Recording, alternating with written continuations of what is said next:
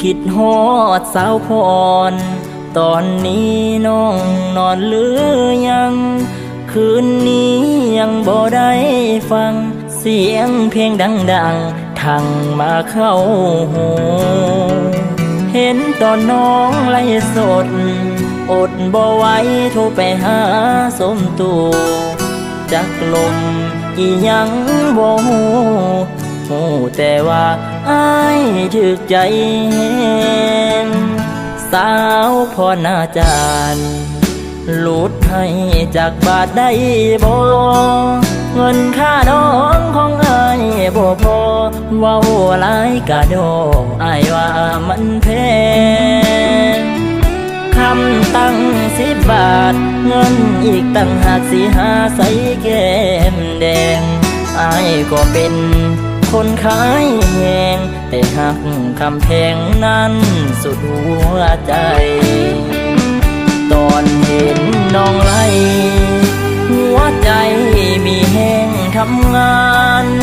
เขาโยงกันหมดบ้านสาวพรอาจารย์นั่นงามถึกใจอีแม่จมสู้มืออยากได้มาเป็น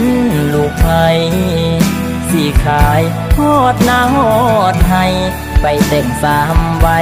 คันได้สาวพรมือนี้ได้ข่าวว่าน้องสาวบ่มีบัตรเติมเงินสิบ่มาไล่อีกตั้งเฮิง3-4 มื้อครึ่งคิดฮอดเดพรอ้ายอยู่บ่ได้หากบ่เห็นน้องไล่ก็นอนสิออกไปสอกซื้อบัตรก่อนแล้วส่งให้พรทางเปอร์ดินเจอ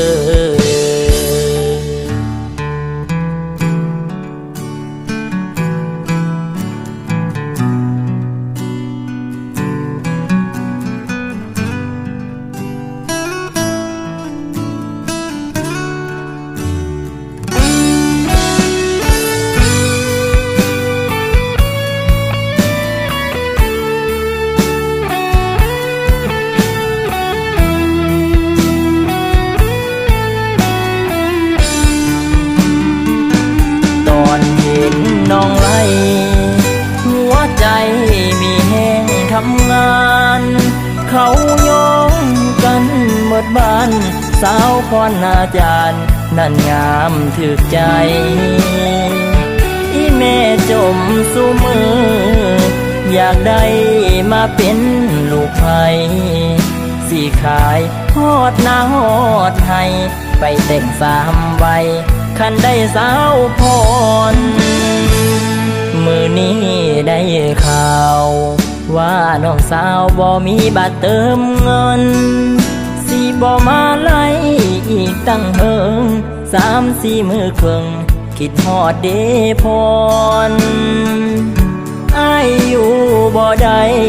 หากบ่เห็นน้องไล่ก็นอนสิออกไป